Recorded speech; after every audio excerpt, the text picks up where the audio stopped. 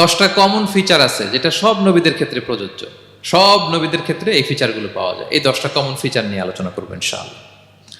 এই 10টা কমন ফিচারের 1 নম্বর হচ্ছে আল ওয়াহি। সকল নবীকে আল্লাহ তাআলা ওহী পাঠিয়েছেন, রেভেলেশন, প্রত্যাদেশ। ওহী মানে সিক্রেট মেসেজ, যেটা নবী শোনে আর আল্লাহ জানে, দুনিয়ার মানুষ এটা শোনে না। নবীরা বললে কেবল শোনে। সুবহানাল্লাহ বলেন।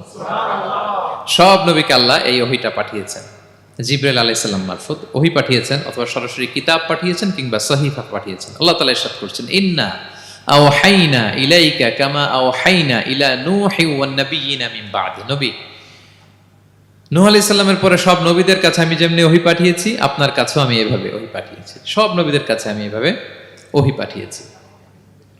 সূরা বাকারার শুরুতে মুত্তাকিদের সংজ্ঞা দিতে যে আল্লাহ তাআলা বলেন, ওয়াল্লাযীনা ইউমিনুনা বিমা উনজিলা ইলাইকা ওয়া মা উনজিলা মিন ক্বাবলিক ওয়া বিল আখিরাতি হুম ইউকিনুন। মানে নবী হে, মুত্তাকি তো তারা যারা আপনার উপর যে কিতাব নাজিল হয়েছে এটার উপরও ঈমান আনে, ওয়া মা উনজিলা মিন ক্বাবলিক, এর আগে যত কিতাব নাজিল হয়েছে তার উপরও ঈমান আনে। তা আমরা যদি শুধু কোরআনের উপর ঈমান আনি হবে? তার আগে যত কিতাব, আসমানি কিতাব নাজিল হয়েছে এগুলোর উপরও ঈমান আনার দরকার আছে না নাই? বলেন বলেন। তাওরাতের উপর ঈমান আনতে হবে, জাবুর, ইনজিল, সুহুফে ইব্রাহিম ও মূসা সবগুলোর উপর ঈমান আনতে হবে। তো এই ওহীগুলো আল্লাহ তাআলা নাজিল করেছেন। তাহলে 1 নাম্বার কমন ফিচার হচ্ছে আল্লাহ তাআলা ওহী পাঠিয়েছেন, সব নবীকে ওহী দিয়েছেন। 2 নাম্বার ফিচার হচ্ছে same language of the people. নবীকে আল্লাহ তাআলা যেই জাতিগোষ্ঠীর কাছে পাঠিয়েছেন তিনি ওই জাতির ভাষাতেই কথা বলেছেন। ধরেন মালয় এলাকাতে যদি আল্লাহ নবী পাঠান আর ওই নবী যদি আরবিতে কথা বলে, তা আমাদের মালয়েশিয়ান ভাইরা বুঝবে? আচ্ছা, আরব দেশে যদি আল্লাহ একজন নবী পাঠান, ওই নবী ধরেন যে ম্যান্ডারিনে কথা বলে, চাইনিজ ভাষায়, আরবরা বুঝবে? চায়নাতে ধরেন আল্লাহ তাআলা এক নবী পাঠালো, সে ওখানে যে হিন্দি ভাষায় কথা বলে, চাইনিজ লোকেরা বুঝবে না। তাহলে যেই জাতির কাছে আল্লাহ পাঠাইছেন ওই জাতির ভাষা দিয়ে আল্লাহ নবীকে পাঠাইছেন। সুবহানাল্লাহ। আল্লাহ তাআলা ইরশাদ করেন, ওয়ামা আরসালনা মির রাসূলিন ইল্লা বিলিসানি কওমিহি লিউবাইয়িনা লাহুম। আল্লাহ তাআলা যত রাসূল পৃথিবীতে প্রেরণ করেছেন, বিলিসানি কওমি, যে জাতির কাছে প্রেরণ করেছেন ওই জাতির ভাষায় প্রেরণ করেছেন, যাতে করে নবীর কথা এরা বুঝে। নবীরা এসেছেন বাণীবাহক হয়ে, এখন এই বাণী যদি বুঝতে না পারে তাহলে কাজ হবে? এজন্য প্রত্যেক নবীকে আল্লাহ তাআলা যে জাতির কাছে পাঠিয়েছেন ওই জাতির ভাষায় পাঠিয়েছেন। 3 নাম্বার হচ্ছে সকল নবীকে আল্লাহ তাআলা very good standard of character দিয়েছেন। চারিত্রিক দৃষ্টিকোণ থেকে অতুলনীয় ছিল এক একজন নবী। পা থেকে মাথা পর্যন্ত কালো দাগ ফেলার মতো কিছু ছিল না। আল্লাহু আকবার। মাসুম ছিলেন। আহলুস সুন্নাহ ওয়াল জামাআর আকীদা হচ্ছে প্রত্যেক নবী ছিলেন মাসুম, কোনো গুনাহ করেন নাই, নিষ্পাপ প্রতিটা নবী। সর্বোত্তম চরিত্র দিয়ে আল্লাহ তাআলা, অনুপম চরিত্র দিয়ে আল্লাহ তাআলা তাদেরকে পাঠিয়েছেন। আল্লাহ তাআলা বলেন, ওয়া ইন্নাকা লাআলা খুলুকিন আযীম, and verily you are on a very good standard of character. নবী হে, আপনি চমৎকার একটা ক্যারেক্টারের উপর প্রতিষ্ঠিত। আপনার আচরণের মতো, ক্যারেক্টারের মতো আচরণ অতুলনীয়, পৃথিবীতে দ্বিতীয়টা খুঁজে পাওয়া যায় না, ঠিক কিনা? কারণ নবীরা যদি মডেল হন, তাদের আচরণ যদি ভালো না হয়, তাহলে মানুষ কি তাদেরকে গ্রহণ করবে? মানুষ তো তাদের কাছ থেকে শিখবে, জানবে। তো জন্য তাদের আচরণ চমৎকার হওয়ার দরকার আছে না নাই? চমৎকার আচরণ, চমৎকার চারিত্রিক মাধুর্য দিয়ে আল্লাহ তাআলা পৃথিবীতে এক একজন নবীকে প্রেরণ করেছেন। সব নবীরা ভেরি গুড স্ট্যান্ডার্ড অফ ক্যারেক্টারের অধিকারী ছিল। 4 নম্বর হচ্ছে প্রত্যেক নবীকে আল্লাহ তাআলা মিরাকেল দিয়েছেন, মানে মুআজিজা, as a proof of their prophethood. তাদের নবুয়তির প্রমাণ হিসেবে আল্লাহ তাআলা তাদেরকে মিরাকেল দিয়েছেন, মুআজিজা। যেমন সালেহ আলাইহিস সালামকে আল্লাহ তাআলা মুআজিজা দিয়েছিলেন। তার জাতির কাছে যখন তিনি দাওয়াত দিলেন, তারা বলল, সালেহ তুমি যে নবী এটা আমরা বুঝবো কি করে? এক শর্তে আমরা তোমার উপর ঈমান আনতে পারি। সাল্লাল্লাহু আলাইহি সাল্লাম বললেন, কি শর্ত? বলতেছে, এই যে পাহাড় দেখো, এই পাহাড়ের ভেতর থেকে যদি একটা উট বের করো, 10 মাসের গর্ভবতী একটা উটটা বেরোবে, বেরোয় বাচ্চা দিবে, সাথে সাথে আমরা উটের দুধ দহন করে খাবো, এরপর আমরা ঈমান আনবো। চিন্তা করছেন কত শর্ত? পাহাড়ের ভেতর থেকে কি বের করে দেখাইতে হবে? উট। উনি আল্লাহর কাছে দোয়া করলেন, আল্লাহ বললেন কবুল, তবে কথা না শুনলে কিন্তু খবর আছে। বলছে ঈমান আনবে, ঈমান না আনলে কিন্তু খবর আছে। উনি দোয়া করলেন, আল্লাহ কবুল করলেন। পাহাড় বিদীর্ণ হয়ে একটা বিশাল আকৃতির উট বেরোয় আসলো, 10 মাসের গর্ভবতী উট। মুহূর্তে এটা ডেলিভারি করলো একটা উটের বাচ্চা, এবং দুধ দিতে আরম্ভ করলো, ওলান ভর্তি দুধ। সবাই পেট ভরে দুধ খেলো। খাওয়ার পরে কয় তুমি জাদুকর। খাওয়ার পরে সাল্লাল্লাহু আলাইহি সাল্লাম কি বলে? ইউ আর এ ম্যাজিশিয়ান, তুমি জাদুকর, তুমি তো বড় ভেলকিবাজ সালেহ, তুমি পাহাড়ের ভিতরে ভেলকি ঢুকাই দিছো। আল্লাহ তাআলা তাদেরকে একটা সাউন্ড গ্রেনেড, প্রচন্ড শব্দ তরঙ্গ দিয়ে ধ্বংস করে দিলেন। কানের পর্দা ফেটে সবগুলো লাশ হয়ে জমিনে পড়ে রইল। তাহলে এই যে সালেহ আলাইহিস সালাম যেটা দেখাইছেন, এটা কি ভেলকি ছিল? ম্যাজিক ছিল? কি ছিল? মুআজিজা, miracle. As a proof of their prophethood, তাদের নবুয়তির প্রমাণ হিসেবে আল্লাহ তাআলা তাদেরকে মুআজিজা দিয়েছেন। মূসা আলাইহিস সালামের মুআজিজা কি ছিল? লাঠি। ফাআলকাহা ফাইযা হিয়া হাইয়াতুন তাসআ, ওই লাঠি রেখে দিলে মুভিং স্ন্যাক হয়ে যেত, নড়তেছে সাপ, ছবল মারবে। সুবহানাল্লাহ, এটা কি ম্যাজিক ছিল? কি ছিল? মুআজিজা। ঈসা আলাইহিস সালামকে আল্লাহ তাআলা মাইন্ড ব্লোয়িং মুআজিজা দিয়েছেন। অন্ধ ব্যক্তির চোখে হাত বুলিয়ে দিলেই দৃষ্টিশক্তি ফিরে পেত। ধবল রোগী, কুষ্ঠ রোগীর গায়ে টাচ করে দিলে স্কিন পরিষ্কার হয়ে যেত। মৃত ব্যক্তিকে দাঁড়াতে বললে মুহূর্তে দাঁড়িয়ে যেত। কুম বিইযনিল্লাহ, আল্লাহর আদেশে দাঁড়াও বললে লাশ জীবিত হয়ে দাঁড়িয়ে যেত। বেলকিবাজি ছিল এটা? কি ছিল? বিষ্ণু ঈসা ইসলাম দাওয়াত দিচ্ছেন কুরাইশদেরকে, ওরা মানে না। বিষ্ণু নবী পাগল পড়া, বললেন আচ্ছা বলো কুরাইশের লোকেরা কি বললে বিশ্বাস করবে যে আমি সত্য নবী? কি বললে বিশ্বাস করবে? তারা বলল, মুহাম্মদ ওই যে আকাশের চাঁদ, এটা দুই ভাগ করে দেখাইতে বললে বিশ্বাস করবো তুমি সত্য নবী। কি আবদার দেখছেন? হ্যাঁ, নবীদেরকে পেয়ে মামুর বাড়ির আবদার নিয়ে আসছিল এক এক জাতিগোষ্ঠী। বলে মুহাম্মদ আকাশের জল জলে চাঁদটাকে যদি তুমি দুই ভাগ করে দেখাতে পারো তবেই বুঝবে তুমি নবী। বিষ্ণু ইসলাম আল্লাহর কাছে দোয়া করলেন, আল্লাহ বললেন ঠিক আছে। ইখতারাবাতিস সাআতু ওয়ানশাক্কাল কামার ওয়া ইয়ারাউ আয়াতান ইয়ারিদু ওয়া ইয়াকুলু সিহরুম মুস্তামির। বিষ্ণু নবী সাব্বাবা, এই আঙ্গুলের নাম কি? ইবহাম, সাব্বাবা, ওয়ুসতা, বিংসার, খিনসার। হ্যাঁ, আমরা ইংরেজি নাম ঠিকই জানি, আরবিটা জানি না। ইবহাম, সাব্বাবা, ওয়ুসতা, বিংসার, খিনসার। বিষ্ণু সাব্বাবা আঙ্গুলি উঠালেন, এটা শাহাদাত আঙ্গুলি বলে আমাকে, আসলে সাব্বাবা আরবিতে। তো বিশ্বনবী এভাবে আল্লাহর নাম নিয়ে চাঁদের দিকে ইঙ্গিত করলেন, মুহূর্তে আকাশের জ্যোৎস্না বিলানো চাঁদটা দুই ভাগ হয়ে গেল। কুরাইশরা দেখে তো অবাক। বিষ্ণু বললেন এবার কথা অনুযায়ী ঈমান আনো। বলে Muhammad you are a magician. Muhammad তুমি বড্ড বড় জাদুকর, তুমি চাঁদের মধ্যে জাদু লাগাই ফেলছো। নাউযুবিল্লাহি মিন যালিক। তাহলে আল্লাহ তাআলা age a proof of their prophethood, তাদের নবুয়তির প্রমাণ হিসেবে প্রত্যেক নবীকে কি দিয়েছেন? মুআজিজা দিয়েছেন, সব নবীকে দিয়েছেন। 5 নাম্বার, সকল নবীর দাওয়াতি মিশন এক ছিল, একই মিশন নিয়ে নবীরা পৃথিবীতে এসেছেন। সেটা কি? তাওহীদ, রিসালাত, আখিরাত। আমার সাথে সাথে বলেন তাওহীদ, রিসালাত, আখিরাত। তাওহীদ, রিসালাত, আখিরাত। এই তিনটা বুনিয়াদী শিক্ষা দিতে নবীরা এসেছে। তাওহীদ মানে ওয়াননেস অফ গড, আল্লাহ যে এক, সব নবী প্রচার করেছেন। রিসালাত মানে তারা যে বার্তাবাহক হিসেবে এসেছেন তাদের কথা মানতে হবে, এটার দাওয়াত দিয়েছেন। আখিরাত মানে হচ্ছে মৃত্যুর পরেও যে একটা জীবন আছে, সেই জীবনের ব্যাপারে প্রত্যেক রাসূলরা কি করেছেন? দাওয়াত দিয়েছেন। এবং কোন নবীর কথার সাথে আরেক নবীর কথার গরমিল পাওয়া যায় না, অমিল হয়নি। আচ্ছা বলেন তো, কখনো কি হয়েছে কোন এক নবী এসে বলছে যে মৃত্যুর পরে একটা জীবন আছে, আরেক নবী এসে বলছে না, মনে হয় নাও থাকতে পারে? বলছে? এক নবী এসে বলছে আমাদের স্রষ্টা আল্লাহ তাআলা তিনি একজন, আরেকজন বলছে না একজন না, 2-3 জন হইতে পারে। এক নবী এসে বলছে ভালো করলে জান্নাত, খারাপ করলে জাহান্নাম, আরেক নবী এসে বলছে না, জান্নাত জাহান্নাম বলতে কিছু নাই। হইছে? হইছে?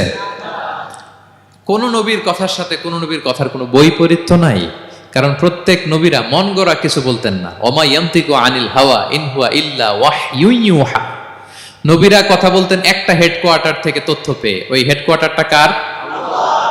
ওই হেডকোয়ার্টার থেকে যে ইনফরমেশন আসতো সেটার আলোকে নবীরা কথা বলতেন, বানিয়ে কিছু বলতেন না। সব নবীরা দাওয়াত দিয়েছেন, ইয়া কওমি ইবুদুল্লাহ মা লাকুম মিন ইলাহিন গায়রু। হে আমার জাতির লোকেরা, এক আল্লাহর ইবাদত করো, আল্লাহ ছাড়া অন্য কারো ইবাদত করো না। সব নবীরা বলেছেন ইন্নী লাকুম রাসূলুন আমিন, নিশ্চয় আমি তোমাদের কাছে বিশ্বস্ত রাসূল হিসেবে প্রেরিত হয়েছি। সব নবীরা বলেছেন ইয়াউমা লা তামলিকু নাফসুন লিনাফসিন শাইআ ওয়াল আমরু ইয়াউমা ইযিল লিল্লাহ।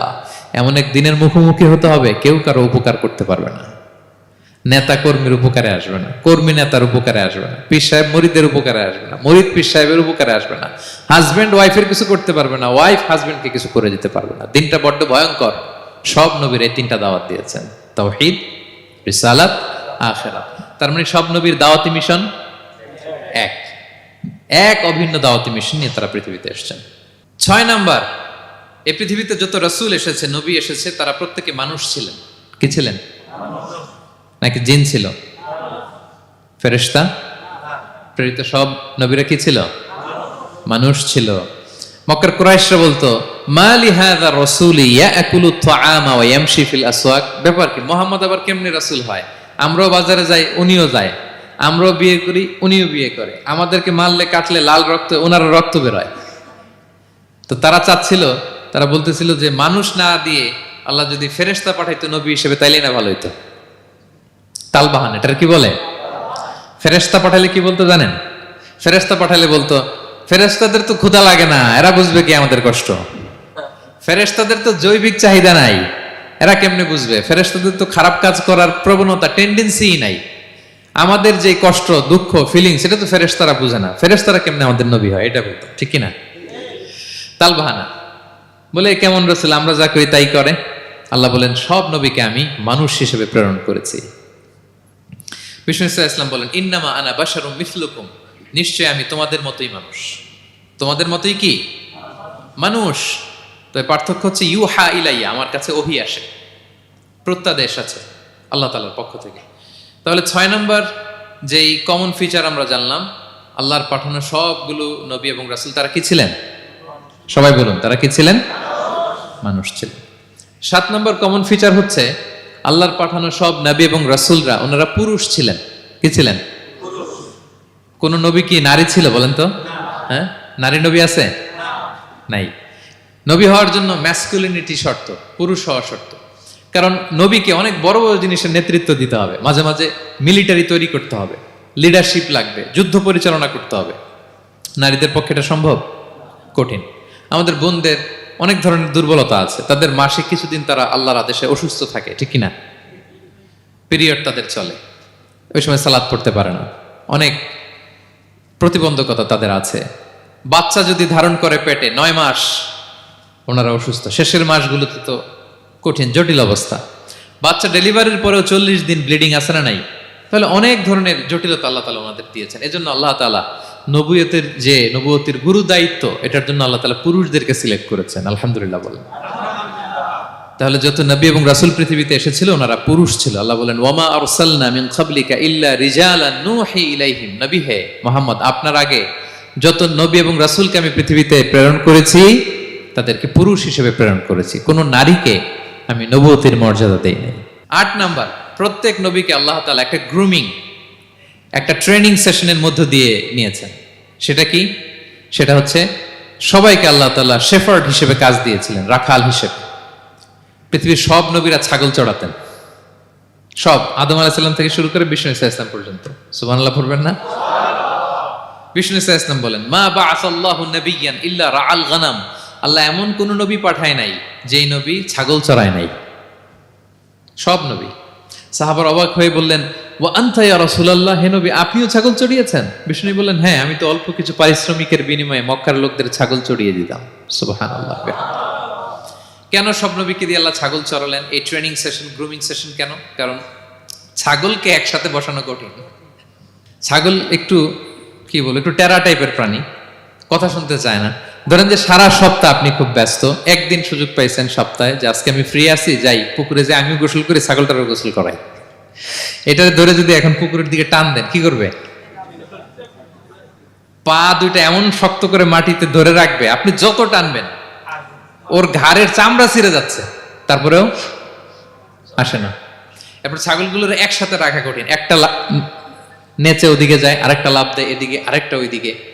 এদেরকে যদি কেউ একত্রিত করতে পারে, তাহলে এই জাতিকে, মানব জাতিকে একত্রিত করা তার জন্য একেবারে সহজ, পানি ভাত, ঠিক কিনা? এজন্য আল্লাহ এই মানব গোষ্ঠীর উপর লিডারশিপ কায়েমের আগে ছাগল চড়িয়েছেন। এবং যারা মরুভূমিতে ছাগল চড়ায়, যে শেফার্ড গুলো, যেই রাখালগুলো, তাদের অনেক শক্তিশালী হইতে হয়। গায়ে শক্তি না থাকলে ছাগল চড়ানো যায় না, কিন্তু লাঠি নিয়ে হই হই করে পিছনে দৌড়াইতে হয়, নেকড়ের ছোবল থেকে ছাগলগুলোকে রক্ষা করতে হয়, বাঘ নেকড়ে এগুলো থেকে বাঁচাইতে হয়।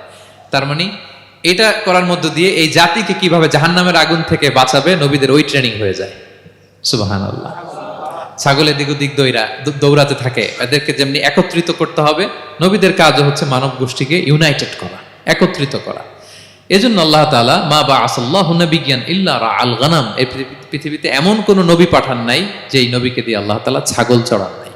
সব নবীর মধ্যে এটা কমন। 8 নম্বর পয়েন্ট। 9 নম্বর পয়েন্ট হচ্ছে enmity from their own people. যত নবী দাওয়াত নিয়ে আসছে তারা চ্যালেঞ্জের মুখোমুখি হয়েছেন, শত্রুতার মুখোমুখি হয়েছেন। কেউ ওনাদের জন্য রেড কার্পেট রিসেপশন দেয় নাই। নবীদের পথ ছিল বড় পিচ্ছিল, এটা কুসুমাস্তীর্ণ ছিল না, কণ্টকাকীর্ণ। কেউই সহজে মেনে নেয় নাই। দাওয়াত দিছে তো রিজেক্ট, সবাই প্রত্যাখ্যান করেছে, সবাই প্রত্যাখ্যান করেছে। এটা কমন ছিল, প্রত্যেক নবীকে এটা মুখোমুখি হতে হয়েছে। Mockery, vulgarism, oppression, mental torture, physical torture and what not, সব ধরনের। ইভেন অনেক নবীকে হত্যা করা হয়েছে দিনের দাওয়াতের কারণে। বনি ইসরায়েলের লোকেরা তাদের নিজেদের 70,000 নবীকে নিজেরা হত্যা করেছে। এমনকি আমার নবী বিশ্বনবী মুহাম্মদ রাসূলুল্লাহ সাল্লাল্লাহু আলাইহি ওয়াসাল্লামকে হত্যার ষড়যন্ত্র করা হয়েছিল। আল্লাহ তাআলা দয়া করে বিশ্বনবীকে হিজরতের ব্যবস্থা করে দিয়ে প্রাণে বাঁচিয়েছেন, মক্কা থেকে মদিনাতে পাঠিয়ে দিয়েছেন। তাহলে এই পথ বড় কঠিন ছিল, নবীদের পথ, সব নবীর জন্য, এক্সেপ্ট সুলাইমান এবং দাউদ আলাইহিস সালাম, তাদের কথা ভিন্ন। এছাড়া সব নবীরা এই সংগ্রাম, এই বিরোধিতা, এই শত্রুতা, এই জেলাসি, এগুলোর মুখোমুখি হয়েছে পৃথিবীর সকল নবীরা, সকল নবীরা। বিষ্ণু ঈসা ইসলাম ঘুমাতে পারে নাই একটা রাত শান্তিতে। বিষ্ণুর বায়োগ্রাফি যদি আপনি পড়েন, জীবনে যদি পড়ে দেখেন, প্রত্যেকটা নবীর জীবনে এই কষ্টকর মুহূর্তগুলো ছিল। শত্রুতা সব নবীকে পোহাতে হয়েছে।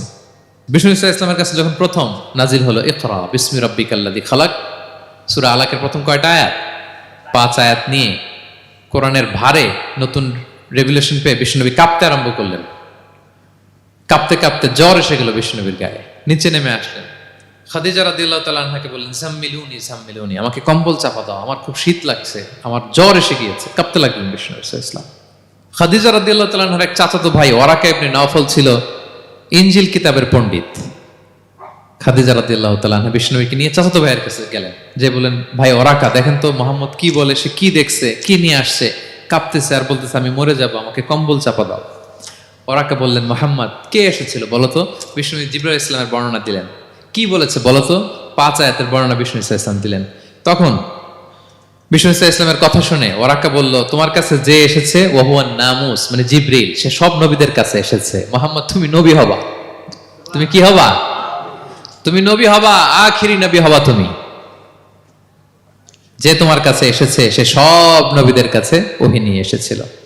আর জেনে রাখো মুহাম্মদ, তোমার এলাকার লোকেরা একদিন তোমাকে এলাকা থেকে বের করে দিবে। ভবিষ্যৎবাণী করতেছিলেন। বিশ্বনবী বললেন, আওয়া মুখরিজিয়াহুম, আমার ভাই বেরাদার, আমার জ্ঞাতি গোষ্ঠীর লোকেরা আমার এলাকা ছাড়া করবে? ওরাকা বললেন, হ্যাঁ। লাম ইয়াতি রাজুলুন কাত্তু বিমিসলি মা জিতা বিহি ইল্লা উদিয়া, তোমার মতো এরকম রিসালাতের দায়িত্ব নিয়ে যারাই কোনো জাতির কাছে এসেছে তাদের সাথে এরকম শত্রুতা করা হয়েছে। বিষ্ণু ইসলাম সেদিনের কথা শুনে, ওরাকার কথা শুনে অবাক হয়েছিলেন। তাহলে সব নবীদের ক্ষেত্রে 9 নম্বর কমন বৈশিষ্ট্য হচ্ছে তাদেরকে বাধার সম্মুখীন হতে হয়েছে।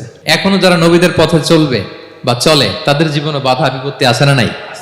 হ্যাঁ, তারা জেনে বুঝেই এই পথে এসেছে, তারা হিসাব মিলিয়েই এই পথে নেমেছে।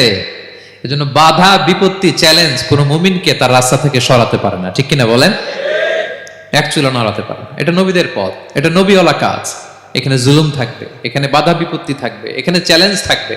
এই পথটা সোজা, সিরাতুল মুস্তাকিম। যদি শেষ মাথায় যাওয়া যায়, ডাইরেক্ট জান্নাতুল ফিরদাউস। আলহামদুলিল্লাহ। তাহলে সব নবীরা বাধার সম্মুখীন হয়েছে। 9টা কমন ফিচার গেল। 10 নম্বর, দ্য লাস্ট কমন ফিচার, পৃথিবীর সব নবীরা ইন্তেকাল করেছেন, আর কোন নবী আসবেন? আসবে? পৃথিবীর সব নবীরা মারা গিয়েছেন, কিন্তু আলামুল বারজাখের জগতে নবীরা জীবিত। আই রিপিট, আমি আবারও বলি, প্রত্যেক নবী তার কবরে জীবিত আলামুল বারজাখে। আমরা এই দুনিয়াতে আসার আগে যেই জগতে ছিলাম, ওই জগৎটার নাম হচ্ছে আলামুল আরওয়াহ, মানে রুহের জগৎ। সেখান থেকে আমরা এই জগতে এসেছি, এটার নাম আলামুদ দুনিয়া, দুনিয়ার জগৎ। আবার মৃত্যুর পরে যে নতুন এক্সটেশনে আমরা যাব সেটার নাম হচ্ছে আলামে বারজাখ, বারজাখের জগৎ। নবীরা ওই বারজাখের জগতে জীবিত। বিষ্ণু ইসলাম সুনানে আবু দাউদের হাদিসে বলেন যে ইন্নাল্লাহ হাররামা আলাল আরদি আন তাকুলা আজসাদাল আম্বিয়া, আল্লাহ তাআলা এই জমিনকে, নবীদের দেহকে কনজিউম করাকে হারাম করে দিয়েছেন। মানে জমিনের জন্য নবীদের লাশকে পচিয়ে ফেলা, খেয়ে ফেলা হারাম। যত নবী যেখানে ইন্তেকাল করেছেন তাদের পবিত্র দেহ মোবারক এখনো আগের মতো একেবারে যখন মৃত্যুবরণ করেছিলেন তখন লাশটা যেমন তাজা ছিল, এখনো প্রত্যেকে তার কবরে এরকম তাজা লাশ নিয়ে শুয়ে আছে। প্রত্যেক নবী কবরে জীবিত, বিষ্ণু ইসলাম ওনার কবরে জীবিত। তবে এটা বারজাকি জগতে। এই দুনিয়া তিনি যেভাবে জীবিত ছিলেন ওইভাবে না, বারজাকি জগতে জীবিত। আমরা যখন প্যারা নবীর উপর সালাম পৌঁছাই, দুরুদ পড়ি, প্রত্যেক ফেরেশতা, একটা ফেরেশতা আছে এই দুরুদগুলোকে নিয়ে বিষ্ণুনবীর কাছে পৌঁছায়। আপনার বাবার নাম, আপনার নাম বলে ফেরেশতা বলে যে অমুকের ছেলে অমুক আপনাকে সালাম দিয়েছে। বিষ্ণুনবী কবর থেকে নিজে ওই সালামের উত্তর বলে, কারণ বিষ্ণু ইসলাম বারজাকের জগতে তিনি জীবিত। হায়াতুন নবী, বারজাকের জগতে তিনি জীবিত। আরেক হাদিসে বিষ্ণু ইসলাম বলেন আল আম্বিয়া ও আহিয়াউন ফি কুবুরিহিম ইউসাল্লুন, নবীরা তাদের কবরে জীবিত, সেখানে তারা সালাত আদায় করে। নবীরা তাদের কবরে কি করে? সালাত আদায় করে। তাহলে এই 10টা হচ্ছে কমন ফিচার্স এবং প্রফিটস, সব নবীদের মধ্যে এই বিষয়গুলো পাওয়া যায়। এত নবী রাসূল যে আল্লাহ তাআলা আমাদের হেদায়েতের জন্য পাঠালেন, তাদের জীবনী থেকে আমাদের জন্য শিক্ষা কি? From the life of the profits, নবী রাসূলদের জীবনী থেকে আমাদের জন্য কি শিক্ষা? 25 জন নবীকে কভার করা সম্ভব হবে না। আমি সেখান থেকে মাত্র 7 জন নবীর জীবনী থেকে 7টা শিক্ষা 7 মিনিটে বলে আমরা শেষ করে দেব ইনশাআল্লাহ বিইذنিল্লাহ। প্রথমে আমরা শুনবো সাইয়েদনা আদম আলাইহিস সালামের জীবনী থেকে শিক্ষা। পৃথিবীর প্রথম নবী কে ছিল বলেন তো? আদম আলাইহিস সালাম। আমরা যেমনি আমাদের শৈশব ছিল, কৈশোর ছিল, যৌবন, তারপর বার্ধক্যের দিকে যাচ্ছি, ওনার কি এরকম ছিল? আদম আলাইহিস সালামের শৈশব ছিল না? ছিল? কৈশোর ছিল? কনফিউশনে পড়ে গেছে। ছিল? ছিল না।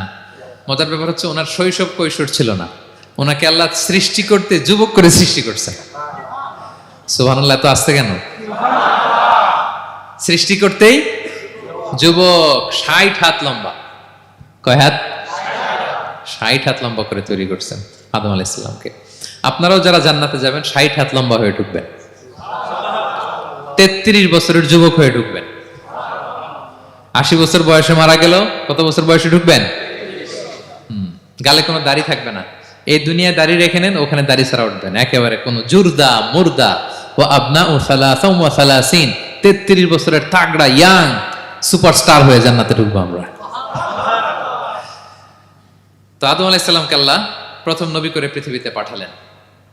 ওনাকে জান্নাতে সব খাইতে বললেন যে সব খাও, একটা গাছের কাছে যেও না। কিন্তু শয়তান সে তার মিশন নিয়ে আসে, সে আদম আলাইহিস সালামকে ভুলভাল বোঝালো, আদম আর হাওয়াকে, যে একটা কাজ করো, আল্লাহ তাআলা তোমাকে না করছে কেন জানো? আল্লাহ তো চায় না তুমি জান্নাতে থাকো, আল্লাহ চায় তোমাদেরকে দুনিয়াতে পাঠিয়ে দিবে। তো তুমি যদি ওই গাছের ফল খেয়ে ফেলো, আল্লাহ আর দুনিয়াতে পাঠাতে পারবে না। কিন্তু আল্লাহ চায় তোমাদেরকে কই পাঠাবে? কিন্তু যদি গাছের ফল খেয়ে ফেলো আর পাঠাইতে পারবে না। এজন্য আল্লাহ নিষেধ করছে গাছের ফল খায় না। চিন্তা করছেন? উল্টা, পুরো উল্টোটা বুঝাইছে। তো ভুল করে সাইয়েদনা আদম আলাইহিস সালাম, হাওয়া আলাইহিস সালাম খেয়ে ফেলছেন এই ফল। খাওয়ার পরেই আল্লাহ তাআলা পাঠাই দিলেন পৃথিবীতে, যাও জমিনে যাও, এই জান্নাতে আর থাকা যাচ্ছে না। কাঁদতে আরম্ভ করলেন আদম আর হাওয়া আলাইহিস সালাম, কাঁদতে কাঁদতে অনুতপ্ত হয়ে আল্লাহর কাছে দোয়া করলেন। তো পুরো আদম আলাইহিস সালামের জিন্দেগির সবচেয়ে বড় শিক্ষা হচ্ছে রিপেন্টেন্স, অনুতপ্ত হওয়া। কি হওয়া? অনুতপ্ত হওয়া। আমরা ভুল করব, কুল্লুকুম খাত্তাউন, আমরা সবাই পাপী। সবাই কি? পাপী। কে পাপ করি না? আমরা সবাই পাপী। কিন্তু মনে রাখবেন, আমাদের পাপ যত বড় হোক, আল্লাহর রহমতের দরিয়া তার চাইতেও বড়, অনেক বড়।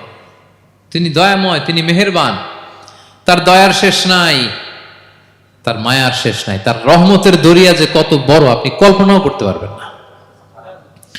শয়তান আর আমাদের মধ্যে পার্থক্য হচ্ছে, শয়তান পাপ করে পাপে অটল থাকে, কিন্তু বিশ্বাসীরা পাপ করার সাথে সাথেই ক্ষমা চায় কার কাছে? এটা হচ্ছে আদম আলাইহিস সালামের জীবনী থেকে আমাদের জন্য সবচেয়ে বড় লেসন। সাইয়েদনা আদম আলাইহিস সালাম উনি ভুল করে যখন বুঝতে পারলেন, অনুতপ্ত হলেন, চোখের পানি ছাড়লেন। 2 ফোঁটা পানি আল্লাহর কাছে সবচাইতে প্রিয়। এক হচ্ছে জেহাদের ময়দানে মুজাহিদের গা বেয়ে ঝরে পড়া রক্তের ফোঁটা, 2 হচ্ছে অনুতপ্ত বান্দার চোখের পানির ফোঁটা।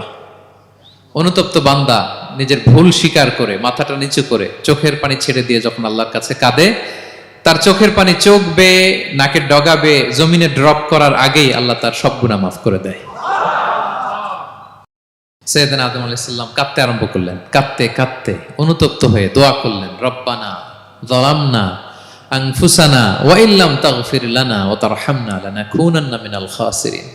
রব্বানা, হে আমাদের রব, যালামনা আনফুসানা, আমরা আমাদের নফসের উপর জুলুম করেছি, ভুল করেছি, অন্যায় করেছি, অপরাধ করেছি। ওয়া ইল্লাম তাগফির লানা, আল্লাহ তুমি যদি ক্ষমা না করো, তুমি যদি মাফ না করো, লানাকুনান্না মিনাল খাসিরিন, আল্লাহ আমরা ধ্বংস হয়ে যাব, আমরা ক্ষতিগ্রস্ত হয়ে যাব, আমরা লুজার হয়ে যাব।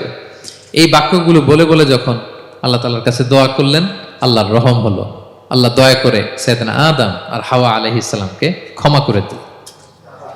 ক্ষমা করে আবার জান্নাতের এন্ট্রির ঘোষণা দিলেন যে আবার দুনিয়ার জীবন শেষ করে আসো, যেখান থেকে আসছিলে আবার ওখানে ঢুকতে পারবে।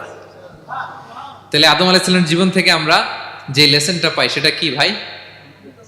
বলেন বলেন। অনুতপ্ত হওয়া, রিপেন্টেন্স। আমরাও যদি জীবনে ভুল করি কি করবেন? ভুলের উপর অটল থাকবেন?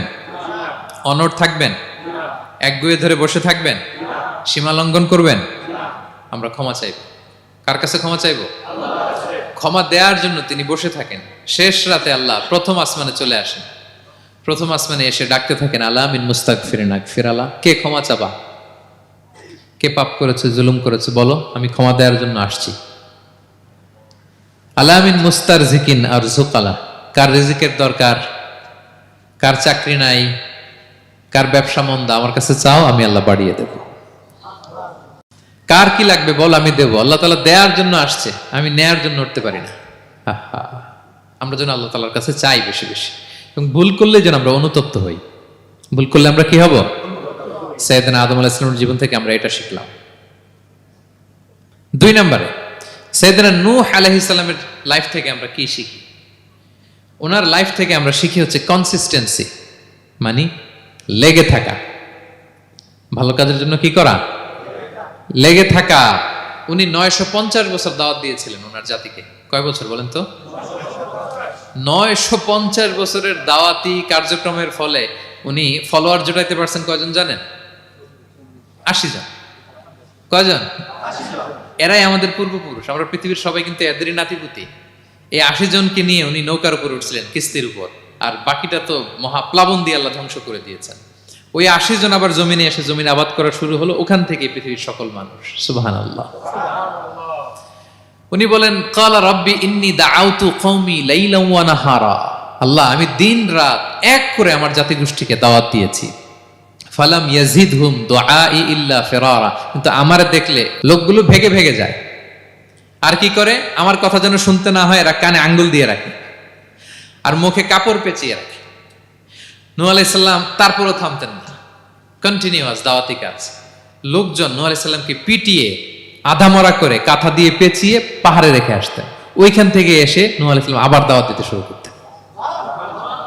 What a consistency! কিভাবে লেগেছিলেন! 950 বছর তিনি দাওয়াত দিয়েছেন, মাত্র 80 জন ফলোয়ার হয়েছিল। তাহলে আমরা অল্প দাওয়াতি কাজ করেই আমরা হতাশ হয়ে যায়। হায় রে, আমার কথা শুনলো না, হায় রে আমার কথা পৌঁছাইল না, হায় রে আমার কাছে এসে কেউ মুসলিম হইল না, হায় রে আমার কথা। অস্থির। আপনার কাজ হচ্ছে পৌঁছে দেওয়া, আপনার কাজ হচ্ছে কোরআনের কথা মানুষকে বলা। এটা দিয়ে কতটুকু কি হবে এটার ফয়সালা কার? তাহলে নূহ আলাইহিস সালামের জীবনী থেকে আমাদের শিক্ষা হচ্ছে কনসিস্টেন্সি। 950 বছর উনি লাগাতার দাওয়াত দিয়েছেন, থামে নাই, হতাশ হয় নাই, হাল ছাড়ে নাই।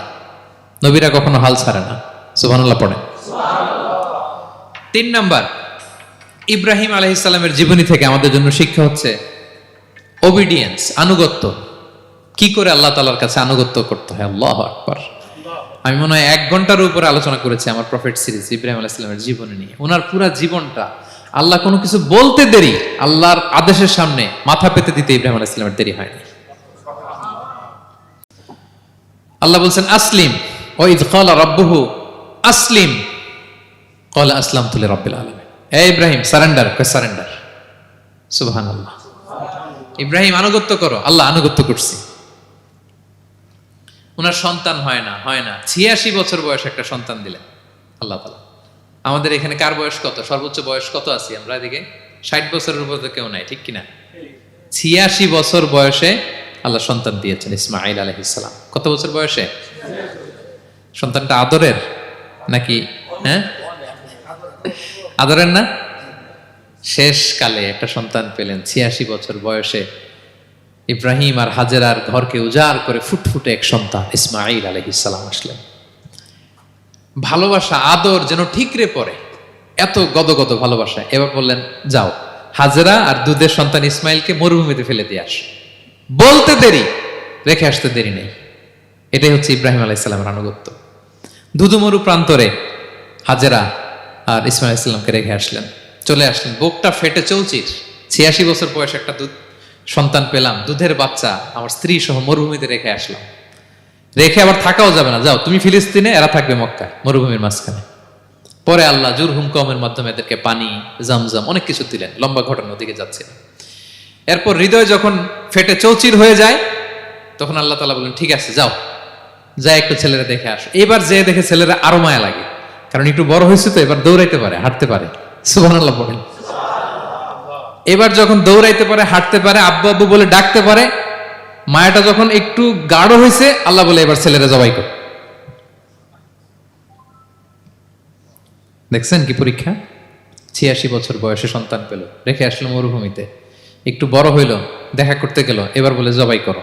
জবাই করো বলতে দেরি, ছুরি চালাতে দেরি হয়নি। কুরবানির ইতিহাস লম্বা, ইতিহাস দিকে যাব।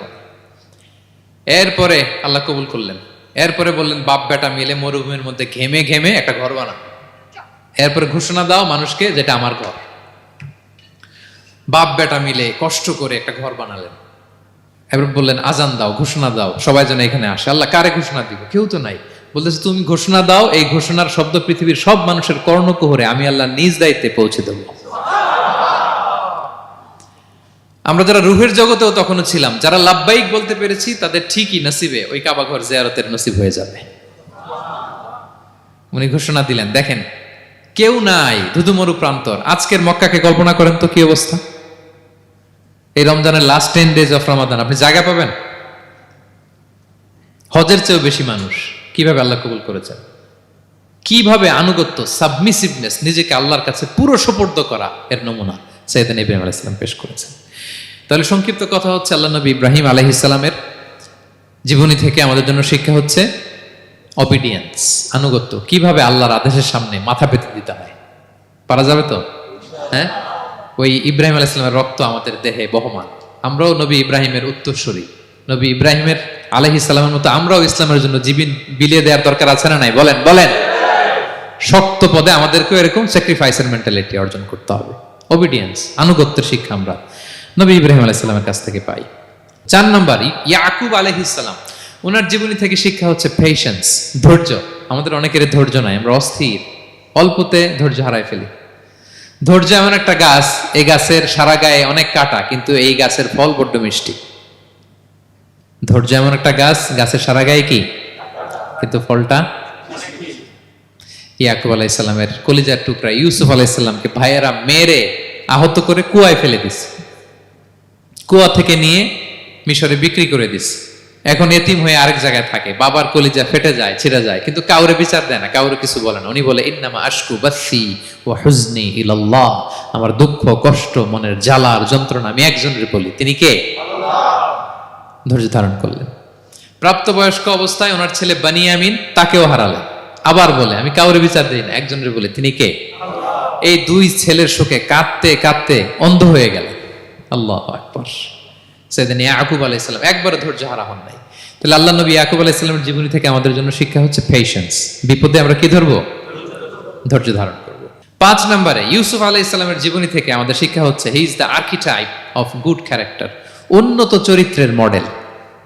আমার যুবক ভাইয়েরা, কায়েদ ফাউন্ডেশন বাংলাদেশের আজকের ইফতার প্রোগ্রামে যুবক যারা এসছো, তোমাদের জন্য শিক্ষা আর্কিটাইপ অফ গুড ক্যারেক্টার। চরিত্র কিভাবে হেফাজত করতে হয়, এর মডেল। প্রেরণার বাতিঘর, তাগড়া যুবক, পৃথিবীর সবচাইতে সুন্দর পুরুষ ইউসুফ আলাইহিস সালাম। তাকে দেখে ওই সময়ের আরেক বিশ্ব সুন্দরী জুলাইখা প্রেমে মাতোয়ারা, গোপন কক্ষে নিয়ে প্রেম নিবেদন করেছে, বলেছে ইউসুফ কাক পক্ষে টের পাবে না। আল্লাহ নবী ইউসুফ আলাইহিস সালাম এটাকে প্রত্যাখ্যান করলেন, জোরাজুরি করলো, প্রত্যাখ্যান করলেন, মারধর করা হলো, প্রত্যাখ্যান করলেন, সবশেষে আলটিমেটাম দিল, যদি আমার কথা মতো না চলো জেলখানায় ভরবো। উনি বললেন ক্বালা রাব্বি সিজনু আহাব্বু ইলাইয়া মিম্মা ইয়াদউনানি ইলাই। আল্লাহ, এই পাপের কাজের চেয়ে জেলখানায় আমার জন্য ভালো। বিনা অপরাধে, বিনা দোষে এক যুগ মিথ্যা অপবাদে কারাবন্দী ছিলেন সাইয়েদনা ইউসুফ আলাইহিস সালাম। তারপরেও চরিত্রের ব্যাপারে এক বিন্দুও কম্প্রোমাইজ করেন। যুবক ভাইরা, চরিত্র বড় দামি সম্পদ। সম্পদ গেলে সম্পদ আসে, স্বাস্থ্য গেলে স্বাস্থ্য আসে, একবার চরিত্র নষ্ট হলে ওই চরিত্র আর ফিরে পাওয়া যায় না। সাইয়েদনা ইউসুফ আলাইহিস সালামের জীবনী থেকে আমাদের শিক্ষা হচ্ছে চরিত্রকে কিভাবে প্রিজার্ভ করতে হয়। এটা 6 নম্বরে সাইয়েদনা ঈসা আলাইহিস সালামের জীবনী থেকে আমাদের জন্য শিক্ষা হচ্ছে স্লেভারি, দাসত্ব। কারণ আমরা সবাই গোলাম একজনের। বলেন তো কার গোলাম? আল্লাহর গোলাম। কিন্তু ওনার সব উম্মতেরা মানে খ্রিস্টানরা তাকে বলে সান অফ গড, উনি নাকি আল্লাহর সন্তান। নাউজুবিল্লাহ পড়েন। ওনার মা ম্যারি মানে মারিয়াম আলাইহিস সালাম নাকি আল্লাহর স্ত্রী। নাউযুবিল্লাহ। কিন্তু উনি জন্মের পরেই দুধের শিশু মায়ের কোলে বসে একটা ছোট্ট ভাষণ দিয়েছিলেন, বলেছিলেন ইন্নী আব্দুল্লাহ আতানিয়াল কিতাবা ওয়া জাআলানি নাবিয়্যা। আল্লাহ আমাকে আল্লাহর গোলাম বানিয়ে পাঠিয়েছেন। দেখেন কি নবী, প্রথমে এসে বলেন আমি কিন্তু রাসূল। একে তো দুধের শিশু, মুখের প্রথম কথা কি? ইন্নী আব্দুল্লাহ, আমি আল্লাহর গোলাম।